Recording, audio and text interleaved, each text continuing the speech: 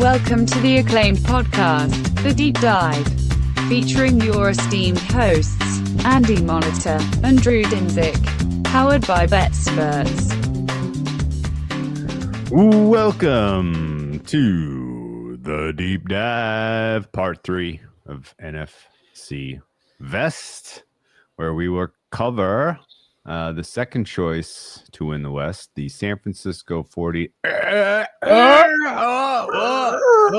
No, it is the defending champion LA Rams. I can't believe you did that and didn't you do it again.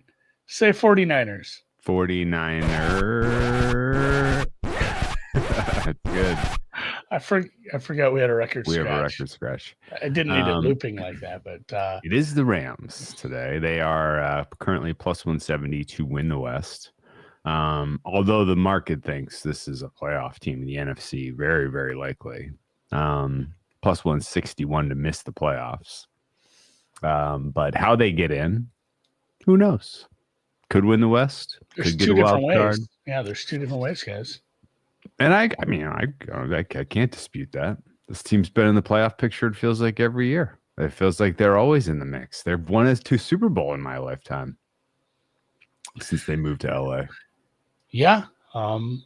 If it weren't for, some of the Shanahans of the world, which I know some people love them or hate them, but you'd have a clear coaching advantage inside your division.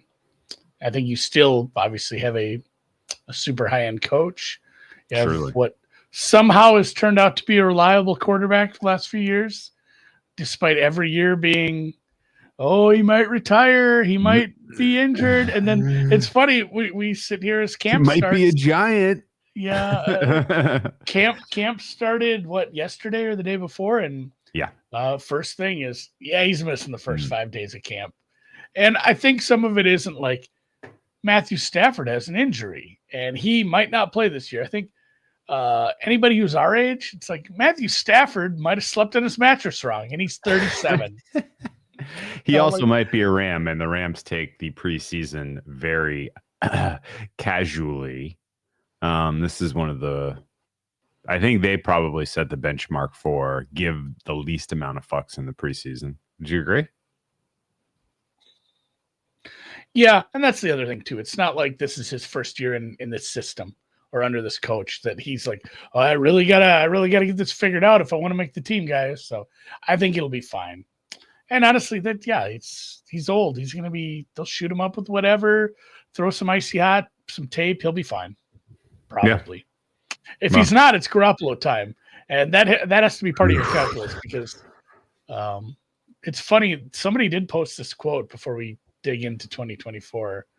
You remember, I think it was kind of a behind the scenes thing that got leaked, but it was from Devontae Adams when he was playing with Garoppolo, and he's like, I got to get out of here before I get killed. He's like, I'm taking so many hits, the balls this guy's throwing. And it was referencing Garoppolo, who is now he's backup QB. One heartbeat away from being the starting quarterback for the Rams. We mentioned the Rams already as the team who pushed the Eagles the hardest in the playoffs. And I think if they had a different fate, that game could have been an NFC title game. I want to take nothing away from the Lions nor the Washington Commanders. Very, very good teams. But I think the Rams were on par or at least close enough with those teams that they could have beaten those teams in the playoffs. And, it was luck of the draw that they ended up against the Eagles early. And that was a hard fought game. I don't want to say the Eagles played poorly because I don't think they did. It was just that's a tough matchup for anybody. Do you think Despite that was some weaknesses? Do you think that ended up being the de facto Super Bowl? I mean, again, I don't want to take anything away from the Bills or the Chiefs. Well, I'm just saying, like the Rams go on to the NFC title game hosting the Commanders. They probably both raced the Commanders just like the Eagles did. And then in the Super Bowl, like they were pretty well rostered to do a lot of the same sort of, really wreck shit and get in Mahomes' grill and institute chaos the way that that front line was playing. That front line was playing awesome. It was. And that's something too. If you look back at a full season of stats this defense, there's not very complimentary numbers for this defense if you look back at a whole. But I mean, it was coming along. There's not complimentary numbers for this team. Their Pythag was like 8 wins. Yeah, that's the tough part to really reckon with. And if it was just scheme, and I think scheme and execution, where it's like, a team has a floor and a ceiling, and sometimes the difference between hitting that week in and week out is execution. And when you have a well-coached team with veterans in the right spots, you hit your floor more often than you hit your ceiling more often than your floor, and you're able to win. We talked about this a bunch with the Cardinals. Like, hey, there's a shitload of coin flip games, or the Seahawks too. And when you're a well-executing team with a strong leadership group, that's how you win these coin flip games. And it's like, this is like a below-average defense. Why are we saying nice things about them? And it was because they were just – and, I know EPA per play does well to adjust for this because, high leverage spots obviously show that sort of thing. But it just – they made enough plays when it mattered. And it was still like, man, this is like the 18th best defense. And every week we say something nice about like one of these young pass rushers, their outside linebackers, or, even with what they're doing against the run. And that might have been the death knell for them, playing Saquon and having, the Eagles scheme go up against you. It was not a good run stop defense. True. And, they kind of, you trim her. It's like cutting the mold off the cheese. You just work around it. They made it work because there wasn't some answer to that. We're not just gonna like, well, we'll just what if Vita Vea doesn't want to be a Buccaneer tomorrow and he comes and plays in our team? You suddenly can't fix glaring holes like that. Although they certainly made the effort this offseason in that particular hole. Obviously, we'll get to, but it's hard to describe. Well, they were a defense that took a little time to come together because, and I guess I'm willing to give them a pass because they were very young. This was a very inexperienced squad after the Super Bowl year, after the failed title defense. They freaking stripped that defense down to the studs, and they said we are going to rebuild with draft and development. And I mean, 2 defensive rookie of the years in a row later. Yeah. Did they get? They had defense rookie there with the Verse last year, right? And then yes, was Kobe Turner the year before? No, the year before was who won the year before? Kobe Turner was in the mix though. Not only Verse, but Fisk was like Fisk third. He was like third in the voting for defense rookie of the year. You had several good players.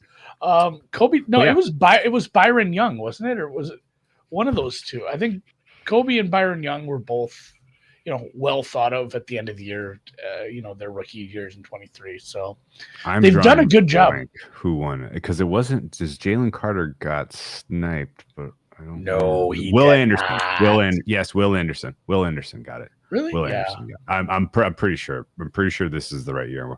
Will Anderson beat Jalen Carter, beat Byron Young and Kobe Turner. I think. Some reason, I had Will Anderson in a different class. But Byron Young and Kobe Turner, both good players. Jared Verse and Brandon Fisk, good players. That's a lot of your front seven, and they're young as shit. And it took them a while to come together, as we kind of are mentioning. If you take just week 13 on, this was a top 10 defense in EPA per play. They were a minus 0.004 in plays allowed. The run defense was still below the Mendoza line, but the pass defense got really good. And a ton of that was because the pressure was getting there fast. They were an early pressure machine.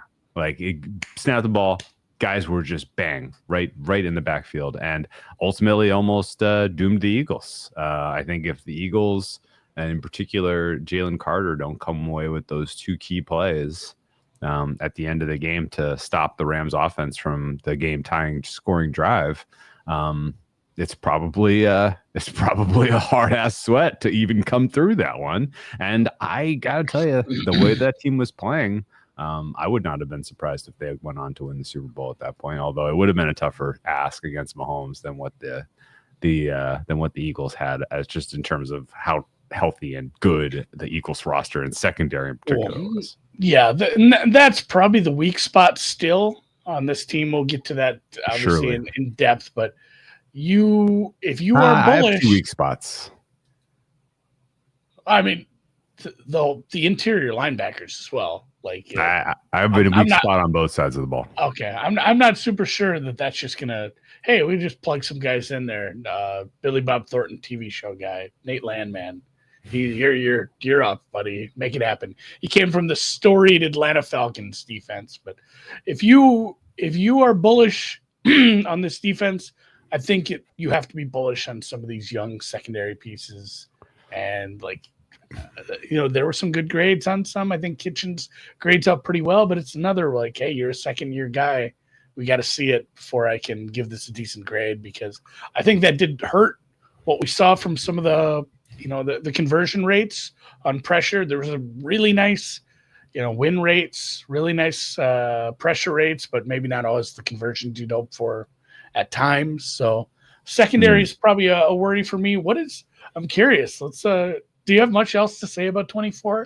Well, I just want to point out it took a long time for this team to really be like. I think it was an ascension. Like the whole season was man, this defense stinks. Besides some young guys, and everybody's hurt, and young running back, and both wide receivers were ailing. Is this team just going to suck ass? And they took some time. But it came around, and at the end of the season, they were the de facto nobody wants to play this team in the playoffs. Absolutely, team. But I mean, tied with the Bucs. Well, a huge reason why is they were winning a lot of games late, but they needed to because they dug themselves a hole early. I didn't make a lot of very good futures bets last year. I certainly didn't make a lot of good futures bets in season, but I did get a Rams to win the West home, which was exciting. And ended up being no sweat because they had it without even having to play in week 18.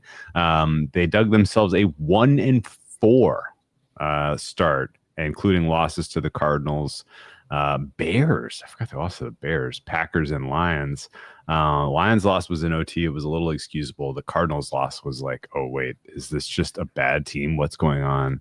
But they come out of their bye. Things were a little fixed. They were good against the Raiders and Vikings. Ultimately, hard-fought win against the Seahawks before an inexcusable loss to the Dolphins, which I still don't understand. I feel like I laid the shit with them against the Patriots, and I don't remember if they covered it or not. Now I got to look that up. They were 4.5-point spreads against the Patriots and barely covered. I remember that game well now. Got their doors blown off by the Eagles at home. But then it was just, Thanksgiving to Christmas, they were just taking care of business. This team was great.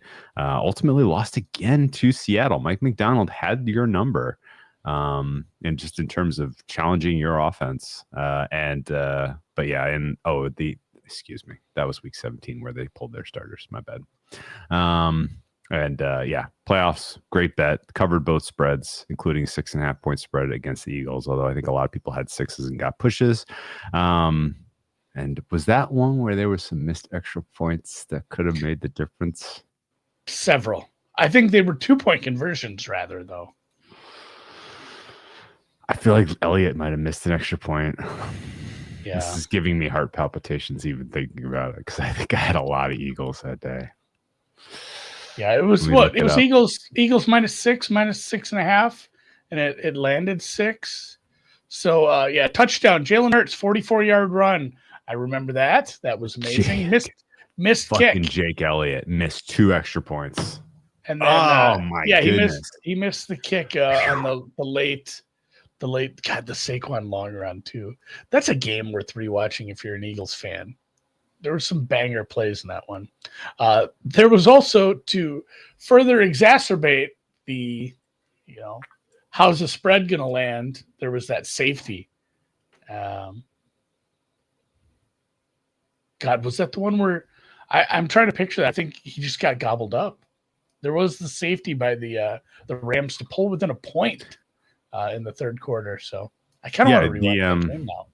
Yeah, we probably should have been prepped for this podcast. I The don't. I Rams- mean, it happened in the past. It doesn't affect anything. Yeah, dude. Seven sacks, Andy. It was, and against a great offensive line at home. That front seven. Best. Yeah, you would say, wow, did one guy just accumulate all these sacks? No, 6 different guys. The only guy with 2 sacks was Jared Verse. Everybody had a turn taking down Hurts, and Hurts actually was not playing well in that game. We call that a Bonnie. We call that the Bonnie Blue. Bunch of different guys contributed. 6 guys took. I'm trying to make that a thing. I like that. All right. The ultimately though, yeah, I mean, to me at least, at this point in their careers, Stafford is kind of quarterback that you absolutely willing to go to war with in the playoffs. McVay, a coach you are absolutely expecting to develop young talent and to be playing their best in December, January, and beyond. And in no way, shape, or form should be dismissed as potential Super Bowl threats. But my rating for them heading into this season is not great. And I'll admit it. So I ended this last season with this as my 8th best team. Okay. And it is slightly lower this year because of some big ass question marks in a few spots that matter, I guess. And, like you said, there's some weaknesses. Both sides of the ball is a bit of a reach for me. And I wonder if is it offensive line or where's your? Yes. So I don't think this is a very good line. I don't think it's bad though. So I don't consider it a weakness because I think this is very much a line whose floor is like 16th in the league. And if we stay healthy at both tackle spots, which is a big reason I don't rank them like the 12th or 10th best offensive line, because I think if you told me like, hey, both your tackles, Jackson, Havenstein, both of them 17 games. They're going to play the whole season. Coleman's going to be 100% good to go. Everybody. I think it's probably like, hey, this is an above average line because there's continuity. These are good enough tackles. It's not great. I'm not going to ever put this up with, some of the teams that definitely deserve to be in the top 10, but it's definitely an above average line. But right now you got blood clots, you got multiple surgeries for Havenstein. Like there's massive question marks at both tackle spots. So I guess it depends how you want to prognosticate what's happening in 4 weeks or whatever. Like what is happening at the end of August? Is it DJ Humphries having to step in? And that's another reason I'm willing to give them a little bump on offensive line. DJ Humphries and David Quessenberry, again, these are not names that are like, we're going to challenge the Eagles and Lions for offensive line. But they're better than a ton of other people's backup tackles. Like they have a little bit of depth, and these guys they're not huge minuses. So it's one of those where it's clearly in the middle for me with some ups. It's got upside, I think. Okay. I'm prepared to upgrade them. And honestly, that's the weighted part of the score for the Rams offense to me that matters the most, because you kind of can see it in the performance data from, the past 4 years now. McVay's system works better when he's got a healthy, good offensive line. Matt Stafford performs better when he is, he has better pass protection. Now, Matt Stafford absolutely thrives when you try to blitz him and just create pressure. But if you can generate pressure without blitzing him, you can really, he turns into a pumpkin. He's not always, slicing and dicing you with what is still, a top tier NFL arm. So, for me at least, because it's not top tier NFL legs. No. There. And like you said, if you're able to get pressure with 4, you can disrupt this offense. Absolutely. And if you can force them to be a pass first instead of balanced, you can disrupt this. You can disrupt the McVay system. And kind of one more little feather in the cap for this offensive line, despite the injuries. And I mean, not only injuries, suspensions, and multiple players moving around and missing. It's still graded out as a pretty good run blocking unit. And mostly because I haven't signed though. And yeah, again, that's kind of where that's the one that I'm like refreshing Rams beat reporters looking for info on. He's a road grader when it comes to that. Like he plays like an interior lineman when he has to when it comes to the run in the run game. But the question mark, he had all these surgeries, and is he fine? He says so. You go look for quotes, and what are you going to find? Oh, I'm great. I'm 100% ready to go. And every quote you get from pressers that we've already had, because this is fun now. Some of these other previews we did a couple weeks ago, there wasn't a lot of chatter yet. Now we're into camp. We're getting a lot of press conferences. Alaric Jackson, day one, going to be good. We're very much looking forward to that. We found a new way to manage what ails him. And, they're saying all this stuff like the tackle combo is going to be A1 from day one, ready to go week one. So I'm going to pencil that in as like 70-30 and try to be positive, because I don't think I can believe anything a coach says 100%. Sure. So I'm penciling those guys in to start, and I'm penciling them as at 100%. And that's where I don't view it as a weakness. Okay. It's like the McLaughlin group here. We had a little debate. I like it. Yeah, I mean, this is a massive part of the rating, because again, like everything. No, I'm scared to know what your number is. Everything is correlated with this, right? Oh, for sure. And that's the thing. You can give a really good number for quarterback OC because you have a savvy vet who still has a very live arm, and you have an elite offensive mind in McVay. But if the offensive line falls apart, what good is that doing you? It's, we always talk about this. Everything's a connected system, and kind of the same thing goes with the skill position groups. You're very excited about your new free agent signing, but he is 32. And yeah. What did you want to kind of rip through their offseason? It was pretty uneventful. The highlight for me was the trade in the draft. So they had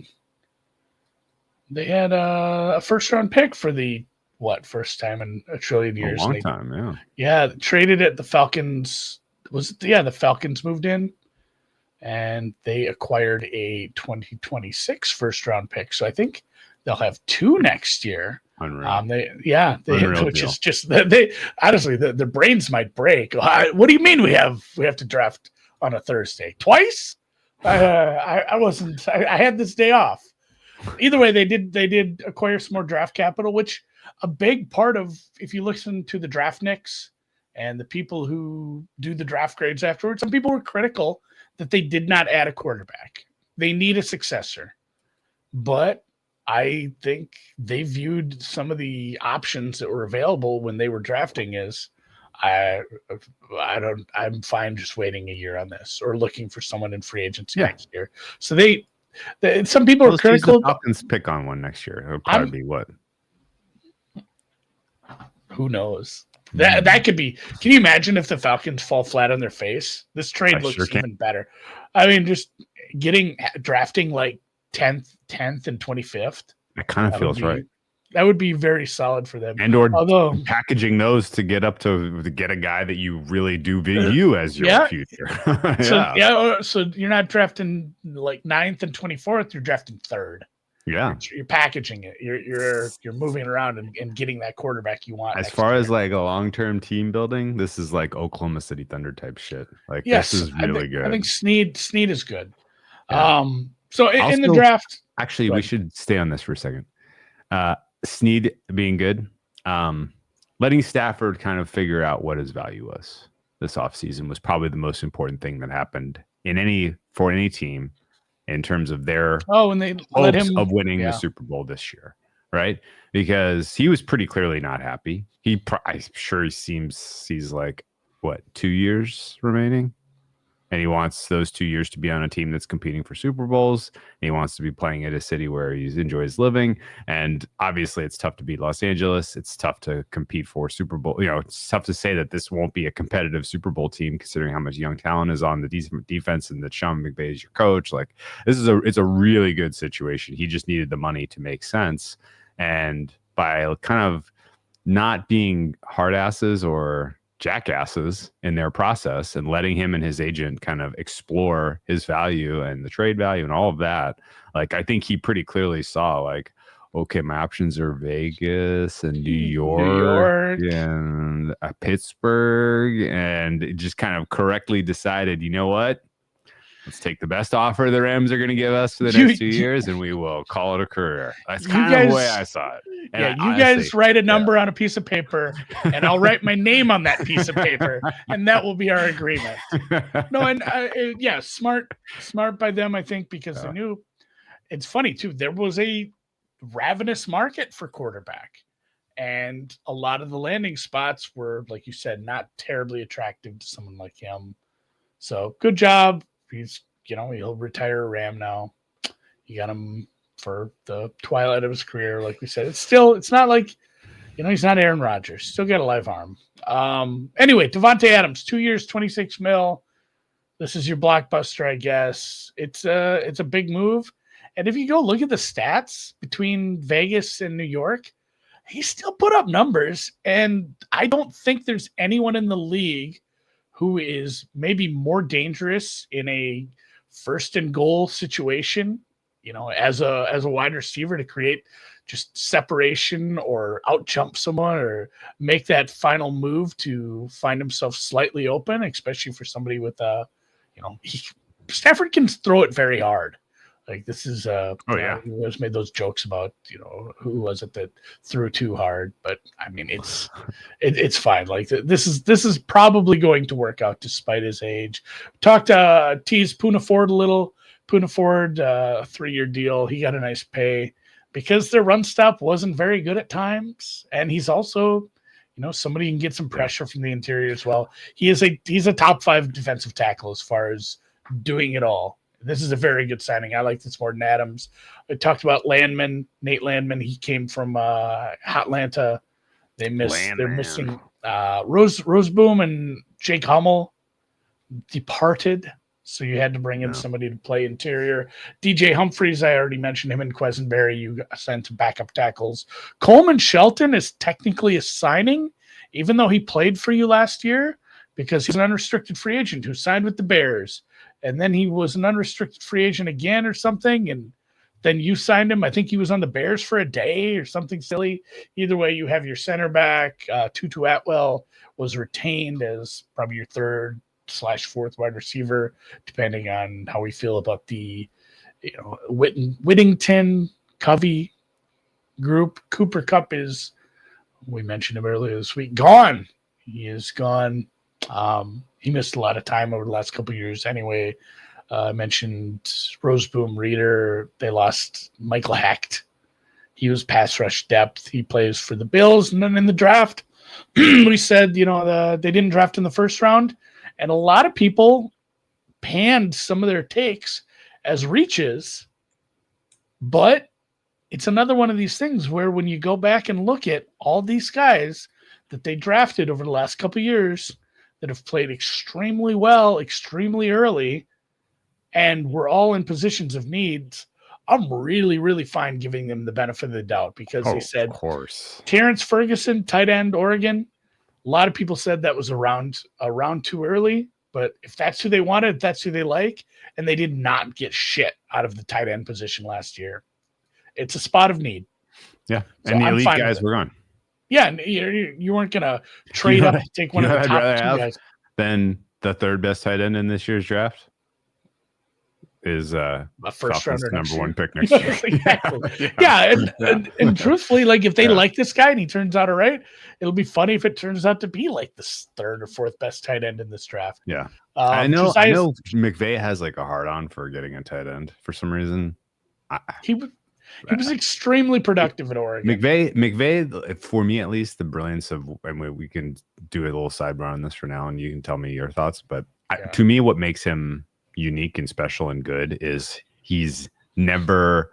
You can't ever paint him into a corner in terms of what he is doing. It is always, always, always dynamic, and that alone, in your offensive scheme and sequencing and approach, and just churning personnel, all of that, together makes it really tough for defenses to be prepared for you, I think. And maybe he just wants a tight end so that he has another tool to look different and surprise people, and be able to dink with his personnel, and give you some different things to be prepared for or unprepared for.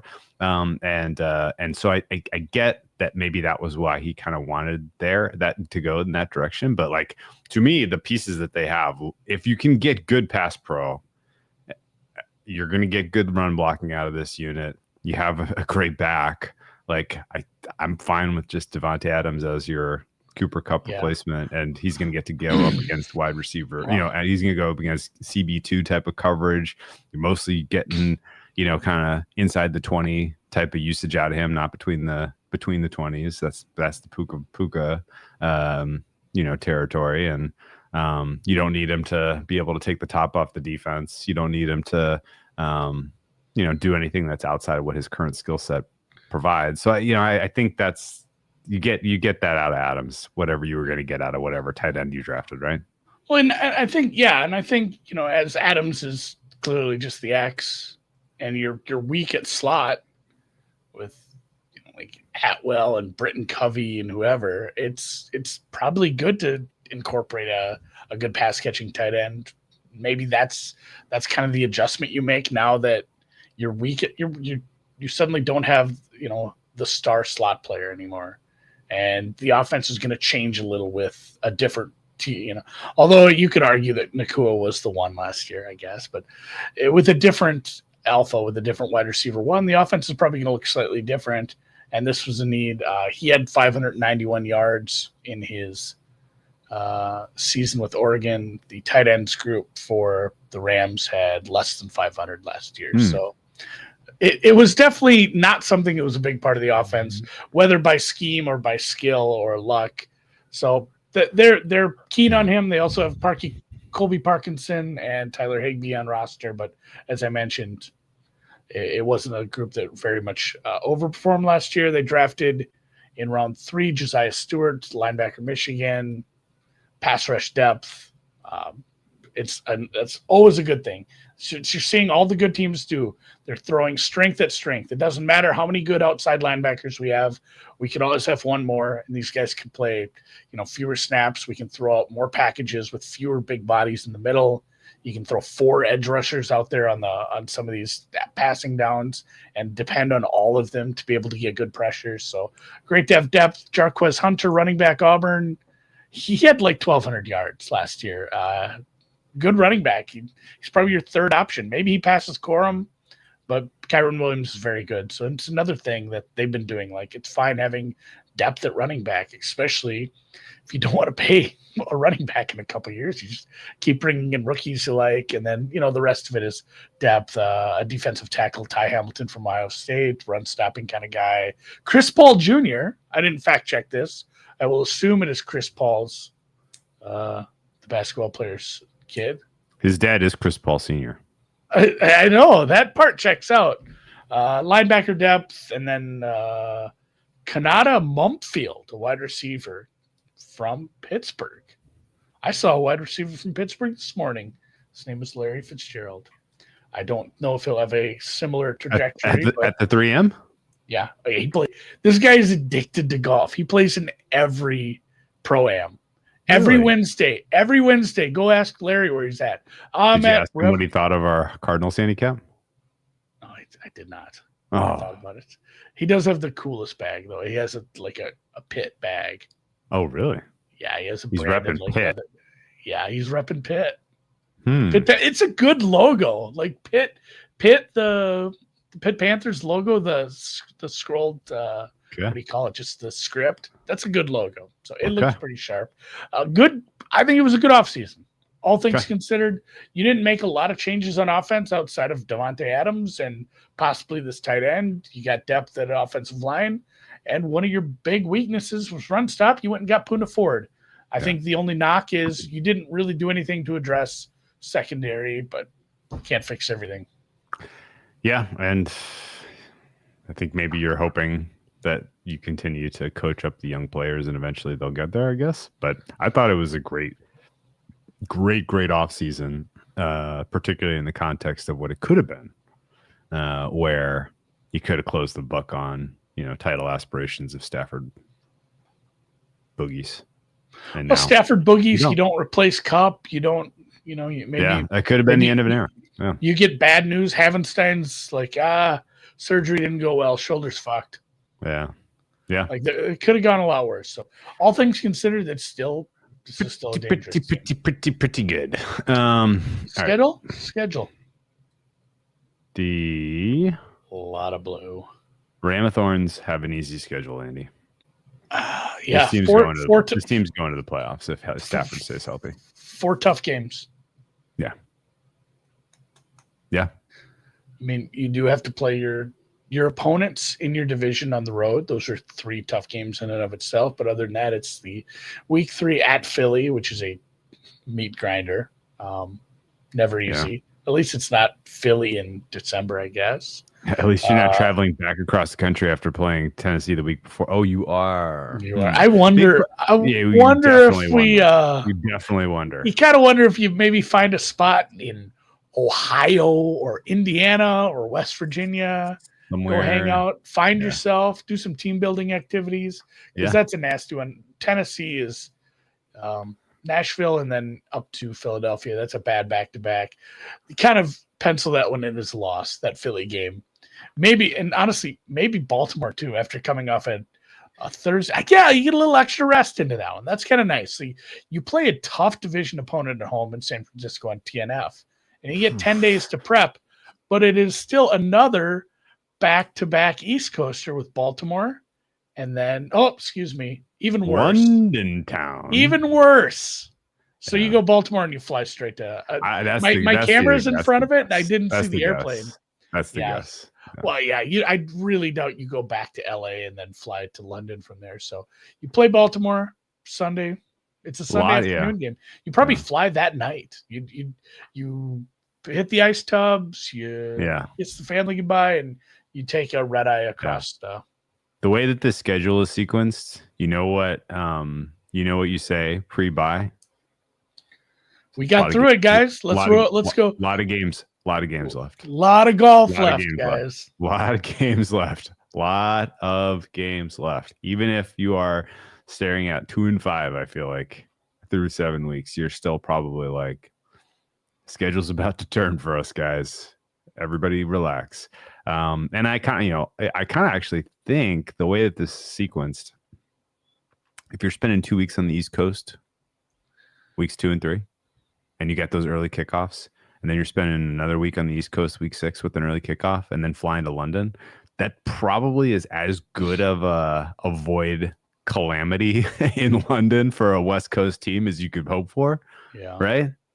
Like, I have to go back and look at what the Rams have done in years past. If I'm assuming they've played in London before. I feel like there was a game against like who? I think everybody has at this Everybody's point. played this point. It's not a good again, like, I'm not a professional athlete. I'm not paid to get my body into a state of being able to perform at 9:00 in the morning West Coast time. 6 o'clock in the morning West Coast time, which is what the kickoff is. But it's not good. The travel, I wish it was a better team. I wish their opponent was somebody tougher. I wish that was like Baltimore or Buffalo, because you know what? McVay would just punt that fucking game. Surely he would punt it into the sun. He's like, we're not spending all the resources to try to figure out how to be ready for this in a game that it's like, guess what? Oh no, we lost that one. Well, we got 10 other easy games we can win. The good and the bad of the rest of the schedule is they do have 2 more trips to the East Coast. Yeah. They got to go to Carolina, Following that, it is a back-to-back, but the next game is just to Glendale. So little quick trip over to, over to Phoenix. Not bad. Another back-to-back at Seattle, at Arizona, but that's Thursday, Monday. So you Seattle, get double extra rest. You get the 11-day rest, and the trip to Seattle isn't long. But again, another trip to the East Coast. That time, as I'll tell you what, Andy. It's not terrible, but look at the rest. Look at all that blue. No, here's what I'm gonna say. You ready? LA to Charlotte, easy flight. Not as easy as LA to Glendale. No, it's not. That's true. LA to Atlanta, easy flight. Those are two really. Those are kind of like 4 hours on the plane. Watch 2 movies. You're touching down. Like it's not the same as Northeast, Miami. Like that. Those you add that 5th, 6th hour in a plane, and it starts getting rough. I feel like so. I'm not as worried about the travel after they're back from London.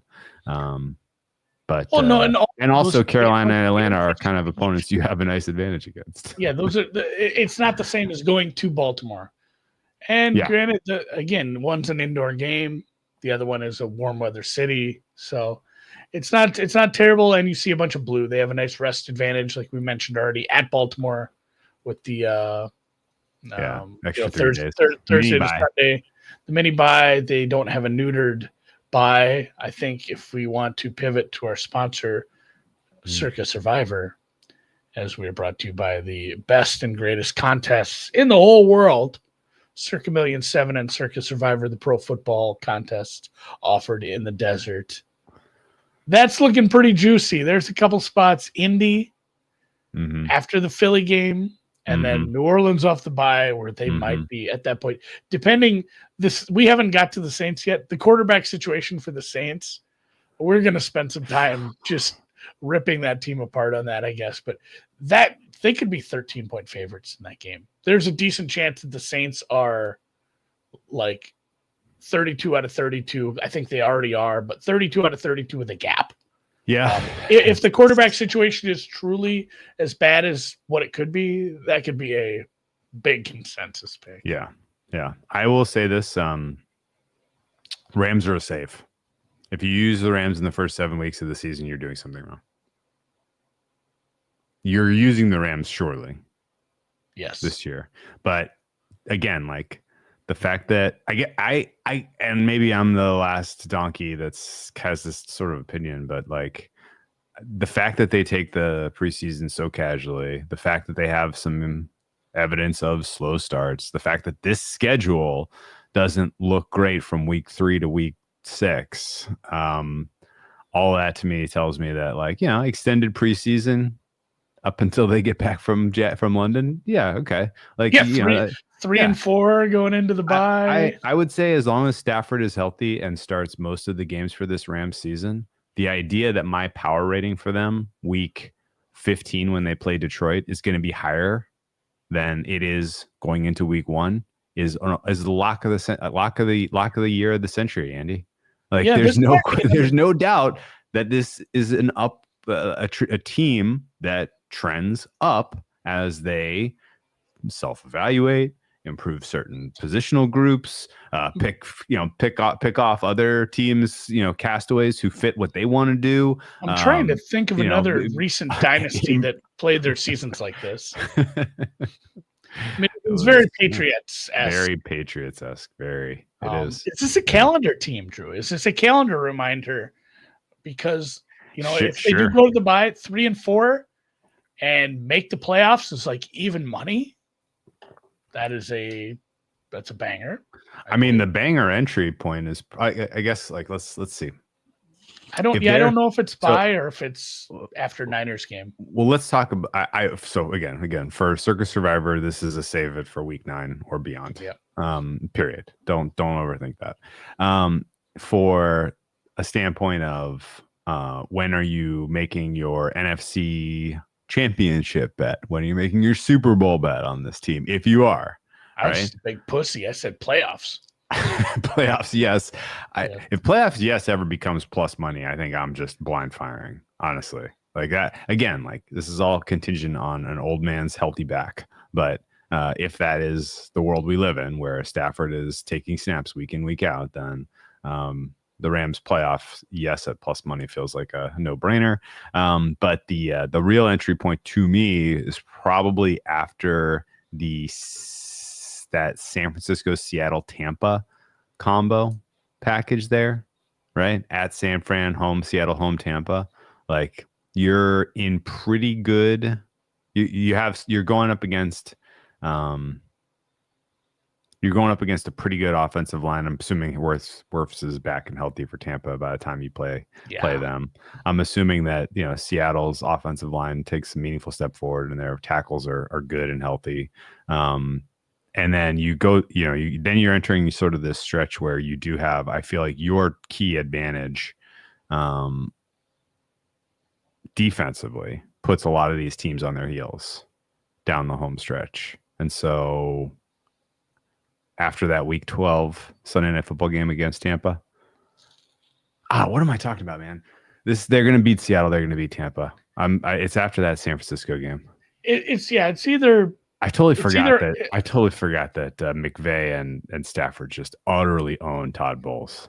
That is not. I think if Baltimore, you can do it earlier too. If Baltimore just beats the brakes off them in a kind of a bad spot for them, they've lost to Philly, they've lost to Baltimore. Let's say they lose that home game to the Niners, and you're sitting at 3-3. I think it's a good spot to evaluate prices, because even with a kind of a silly schedule spot, I think you win your London game, you come off the bye, you win New Orleans, and then suddenly you're on the right side of 500, and you got a big tilt up in the Big Gene, and they're in what's the name of the town that's like not San Francisco? Santa Clara. Santa Clara, thank you. It is literally, you can walk to San Jose. I don't know why it gets its own town designation, and it's just not Greater San Jose, but technically Santa Clara.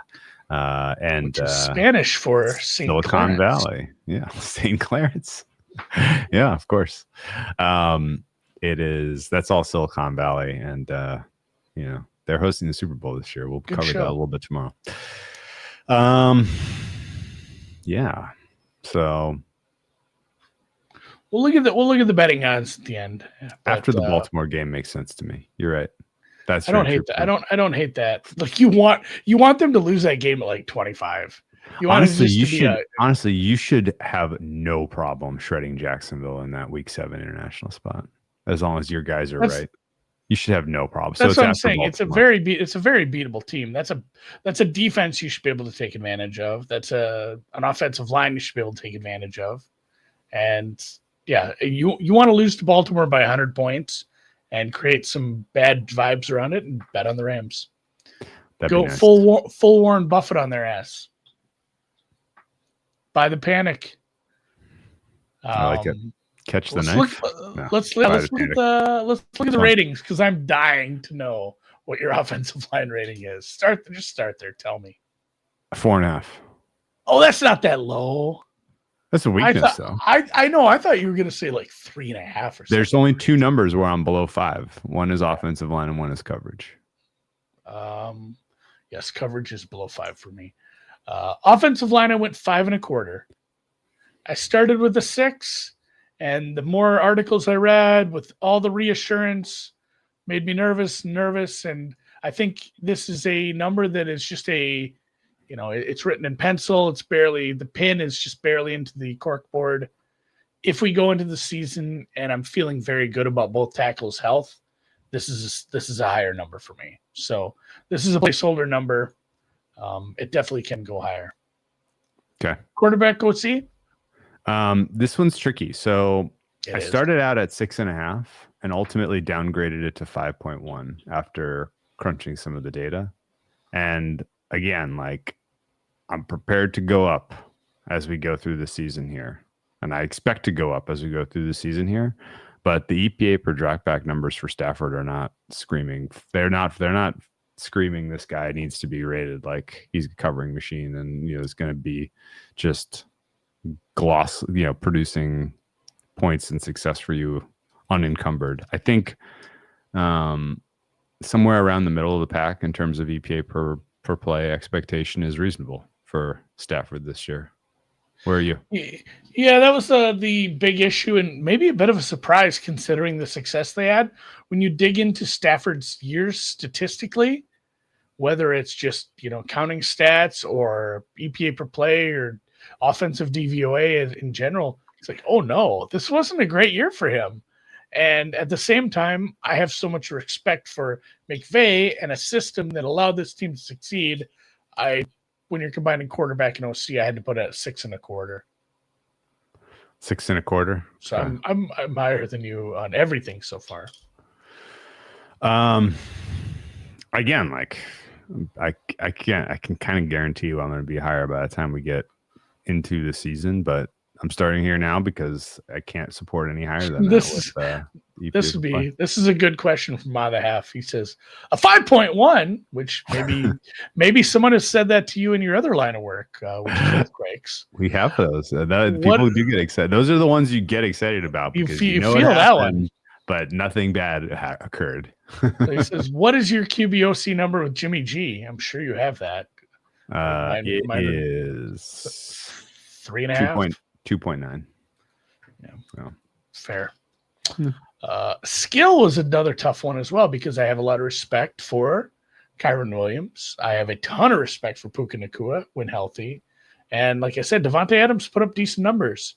From there, it's a little bleak. Like you said, the tight end room was injured and ineffectual. Tutu Atwell isn't, moving the needle for me as a third receiver, and then it's a lot of question marks after into the quorum and the rookie running back as well. So I went with the 6 here because I don't think you can say this is below average when you have a very respectable starting running back and 2 pretty amazing wide receivers. I'm at 7.5. She's really? Yeah, I think this is one of the better skill groups in football. Wow. I still have question marks on health for Nacua. He's missed time now, and it's been a couple things, and it's been, multiple different injuries. So I'm not saying going into the season, I'm just worried that there's a drop off. His production in 11 games last year was. I know he's very good. It was so good. And that's the other maybe question mark. And I don't want to pose this as a negative because I think it is a positive, but his usage rate with Devontae Adams on the team now, I wonder what the offense looks like. All right, I'll bump this up. I did some soul searching on this. I'll go up to a 6.5 here. I just very little respect for tight end. And tight end, they do have a healthy Tyler Higbee, maybe, and he only played 3 games for them last year, and that could have been one of the reasons that they struggled so greatly at that position. He's like on year 9 though too. He is on year 9. You're right, exactly on year 9. But I like their front line. I like their depth and their coaching. Their positional coaching groups seem to get the most out of these guys and develop guys like fucking crazy. So that's a good. I mean, that's helping me a little. I don't like their depth at receiver. Whittington is, he's a returner. That's you got him. You got a rookie. Whittington's a second year, basically a return guy, and you got Britton Covey from Philly. So I'm not jazzed about the wide receiver depth. Okay, and maybe I'm a little hard on the tight ends. Maybe I didn't factor in that Higbee missed that much time. So I'll go up to a 6.5 here. I'll meet you. I kind of liked Whittington last year. I know he's a returner, but I think he has upside. Out of any of those guys, he's the one who has upside. If you got to make a spot start for him in place of Adams or Nacua, I think he can do it. And maybe part of my reason here is like a lot of these teams, you divide up the targets and touches, and there's like some pretty obvious bad stuff. If these guys are all healthy, there's not a lot bad. Like the fact that you have Devontae Adams against CB2s is pretty exciting, I gotta say. Or Puka. Or Puka against, sure. If he's shadowing, if he says our CB1 plays in the outside and Puka's moving around. Sure. Be interesting. So Yeah. Okay. Yeah, Whittington was, and I'm going to give him some credit. He was a Pro Football Writers of America All-Rookie Team nod as a kick returner. And Wow. I think out of anybody, he's the one who probably is in line to see a bunch more usage in the offense. So Okay. We'll see. Well, all told, it's only the 13th best offense by my numbers. And it's mostly because I'm dinging Stafford. And I'm dinging Stafford specifically because of his EPA per play history. Top 10 offense for me. Okay. I'm guessing I'll get there by the time we get to the Jacksonville game. All right. Defense, run stop. I said that nothing else was below 5, but run stop and special teams are both below 5 for me. Forgot about that. Oh, yeah, special teams is. Run stop for me is 4.3. I'm at a flat 5. I'm going to give a healthy Puna bump. I don't think I should say Puna bump. That sounds terribly filthy. But, without Puna, I would have been lower. But 4.3 is, I think, reasonable. This was it wasn't as low as coverage, but it was a bad number last year. The pass rush for you? 5.25. What? That feels low too. I know it does. These guys were pressure and quick pressure monsters. And now they're a year older? This is a flawless group. How high are you on this? 7.6. Okay. I'm keen, but I don't think I have anyone higher. Oh, I have I have Denver and Houston higher. This is my third best pass rush unit. This was, and part of it was the secondary, and this is where I struggled with this, but this was a steak/sizzle imbalance where it's like, hey, this is an amazing pass rush because we're excited about these guys. But then you go look at like drop back EPA. This is a bottom 5 team. This was a team where it's like you have a good pass rush. What's it doing for me? And I know it got a lot better at the end of the season. Yeah, what do you credit that to? It is. The opposing quarterbacks capitulating. I honestly, I think there was definitely some scheme adjustments by opponents where it's like, hey, we can pick on some of these secondary pieces. Like this just has to be a faster offense if you want to play the Rams, or this is an offense that runs the ball more, like a team that beat them in the playoffs. You know, if you can just scheme, it felt easy for teams to scheme around these pass rushers at times. Despite the wins and the close wins, I wanted to put a lot more of that on the offense. I don't know. Maybe I'm low here, and I love everybody. It's been great. Fisk and, like we said, Fisk and Verse, so good. You get the second year out of them. You got, Puna Ford's going to help as well. He can get some pressure inside. Kobe Turner. You got Byron Young at the other outside linebacker spot. It's above average. It was good, but it was like it's a steak sizzle imbalance where it was great at the end of the year, but you didn't see the results. For defenses, I tend to be pretty sticky with end of the year stuff, and maybe that's what's affecting me. My pass rush number at the end of the year was a 5 flat, 5.06. Really? Yes. And that was it was just Jalen Hurts sacking himself. Matt, it was just Sam Darnold. I didn't update Sam Darnold was just seeing ghosts. It had nothing to do with the 900 pressures in that game. that was a beat up offensive line. Let's give him. You do want to give him credit for the Eagles game, and I should look. I doubt I updated the Rams number after the Eagles game because they didn't have a game to play the next. They didn't have a game to play the next. Yeah, you wouldn't. A lot of that takes into account knockdowns and actually converting some of those into positives for the defense. So maybe I'm low, but then I'm probably low in coverage too compared to you. 14 pressures, man. Woo. Against that Vikings team, and oh my gosh, I can't even. That Vikings team was such a mess in those 2 games. That was, if you were a real Vikings fan, that had to be just such a kick in the 9 sacks for 82 yards lost. Yeah, that back-to-back games of just the Lions and Rams making me look stupid. Okay. Yep. All right. I'll revisit that one. My coverage number is 3.4.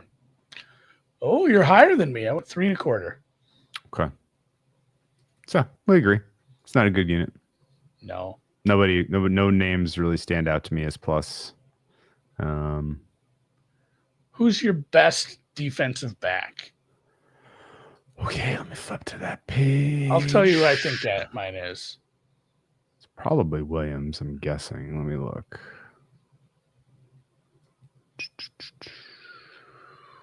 My best defensive back is Cam Curl.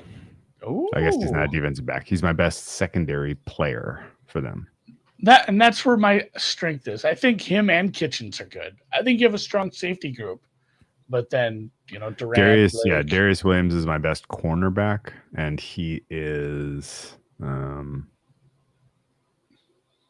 he's a hair above Kobe Durant, a hair above Witherspoon, hair above Lake. Like they're all right there, barely above replacement level. I think that's a camp battle, Durant and Williams. I don't know. I don't know that who's coming out of there. Yeah. You got a Kilo Witherspoon on the other side. You brought in Emmanuel Forbes. People are keen on him. I've seen some reports. He got bigger. He tried to put on some weight, and I mean he was productive in college. So that could be something that turns this off or secondary around a little if he can turn into something, and then suddenly have maybe it turns into more 3 safeties if you want to roll him out there as something like that. Don't know, but yeah, it's definitely a weakness. Mm-hmm. Okay. Special teams coaching, where you at? I'm at. By the way, that's my my 16th best defense. So, okay, 19 for me. Intangibles, I'm low. Sean McVay still has not proven that he is anything but a full-on pussy when it comes to 4th down attempts for some reason. And maybe that's unfair, but it doesn't feel like there's a lot of aggressiveness in his coaching decision-making. I know when you first look at this and be like, oh, he's a great coach. But then you realize, like, I'm already giving him credit for OC. And this is the part where I'm looking at aggressiveness and decision-making and in-game adjustments, and kind of feels middle of the pack, all things considered. And I know the joke would be, well, this is a number that should be higher. And then it goes down throughout the year because he becomes more of a pussy when you get to the playoffs. But it's fine. It's a 5. Okay. Special teams? 4. Oh, yes. I feel like that's flattering then. Okay. 4 it is. Your final number for the Rams is a plus what? 1.78. Okay. I'm a 1.31.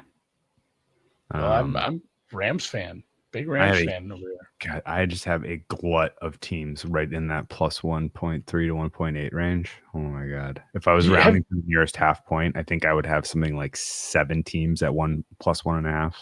Have you done anything with home field yet for the year? Updated your home field numbers? No. I think I probably use 2.1. I haven't. Something like that. I haven't. Well, I do individual ones. Yeah, I think on average it's like around 2.1 though. But yeah, this is one of the teams that had a higher one somehow. And I know, like you always made this joke, like the lo-fi. I want to call it lo-fi. That's not the name of it. SoFi.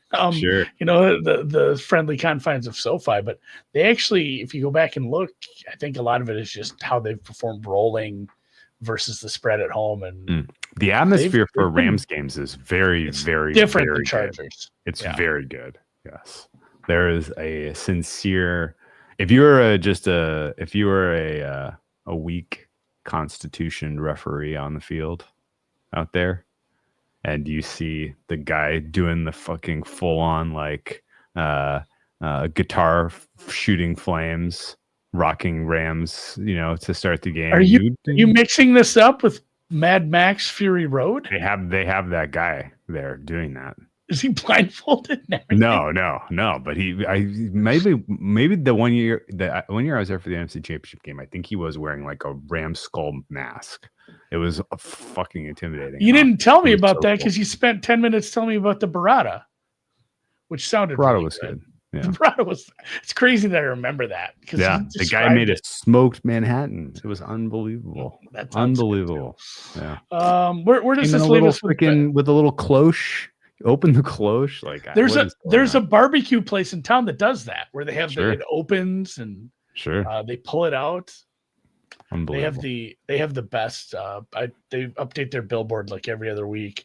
And they had a hot chick eating barbecue, and it said, "Barbecue's so dirty, you'll need a safe word." That is a hell of a tag. They have that very is good a great billboards. tag. Shout out new sponsor Smoke Barbecue here in Rochester. Incredible. All right, betting. We kind of already talked about finding an entry spot for however aggressive you want to be. But how do you feel about this win total as well? I think the win total. Well, let me just say, like, I don't think this is not the common. They're going to punt on the first 4 weeks of the season, so just be patient and bet them later. They have two really good matchups out of the gate. You're going up against that shit offensive line in Houston, and then you get Tennessee the next week. Like, the pass rush might be enough to just win those games, even if everybody else is a little not on the same page yet, I think. So I don't know that it totally makes sense to be 100% hands off with these guys for now. My regular season win number is just a shade under 11 for these guys. And the market has them at basically 9.5. Basically, it's at 10. Under 10.5 is juiced minus 175. Over 9.5 is juiced minus 151. So they are calling the Rams as a 10-7 team. I would be fine taking over 10.5 at plus 142 personally, as sort of like a little bit of upside with the Rams preseason. I don't have a good. We're going to talk about this ad nauseum tomorrow. I don't have a good idea of who's going to win the West between the Niners and the Rams. I am very conflicted there. What is your win total, or excuse me, your expected wins? No, your percentile, like 50, like 54. Let me look. I hide that column for some reason.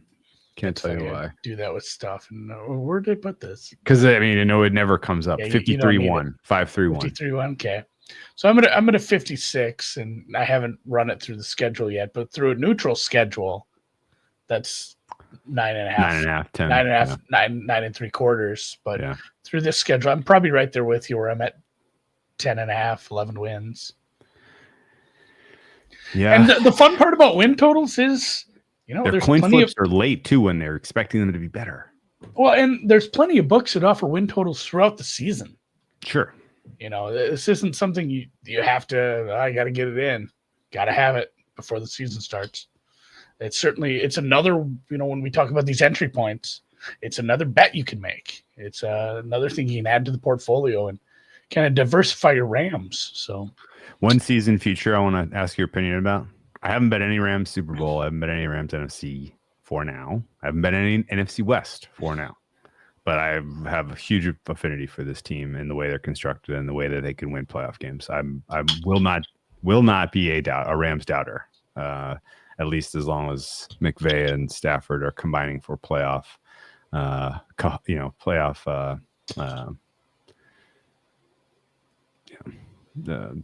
games. Just they're collaborating as long as they're I wasn't helpful there. Yeah.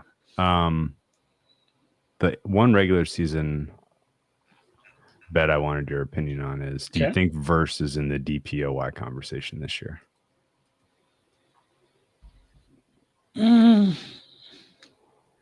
Maybe.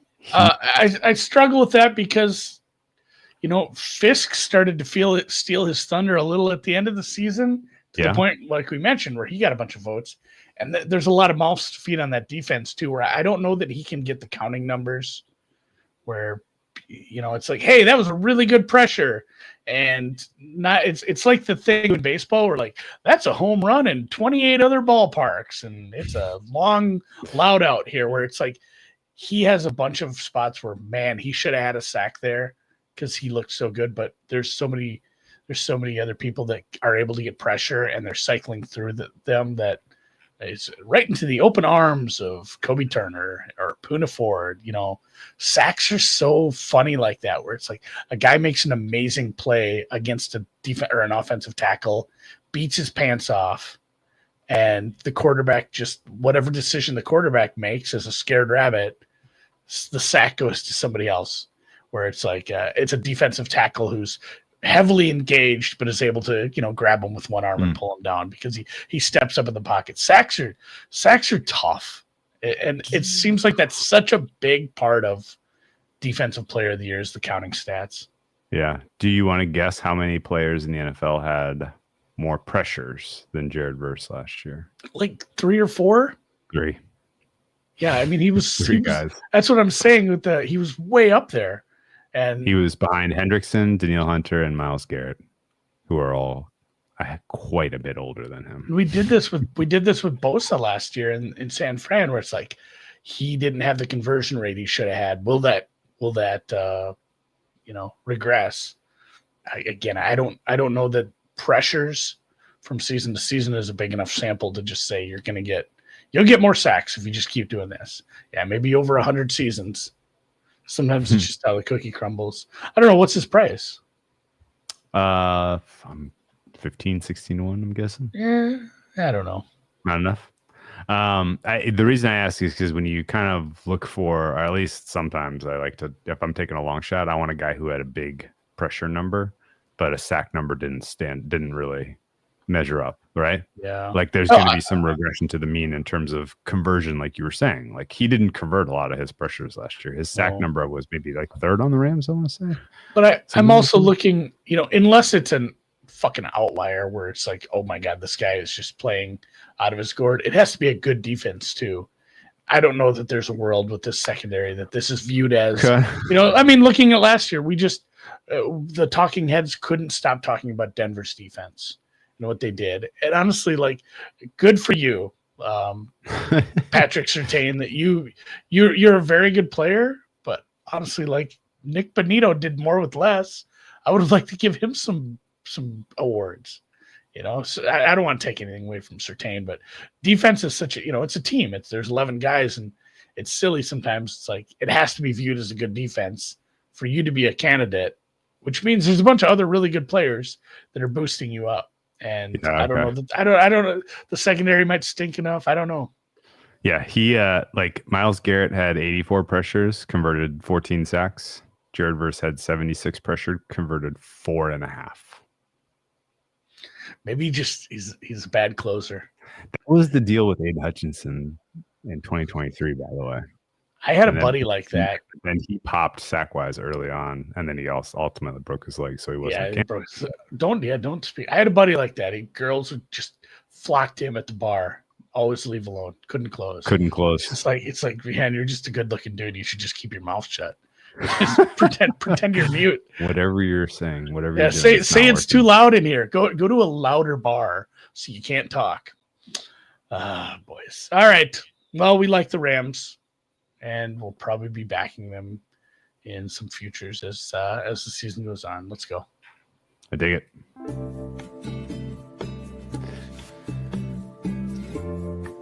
need to clip with the Rams guy doing the fire guitar. I kind of want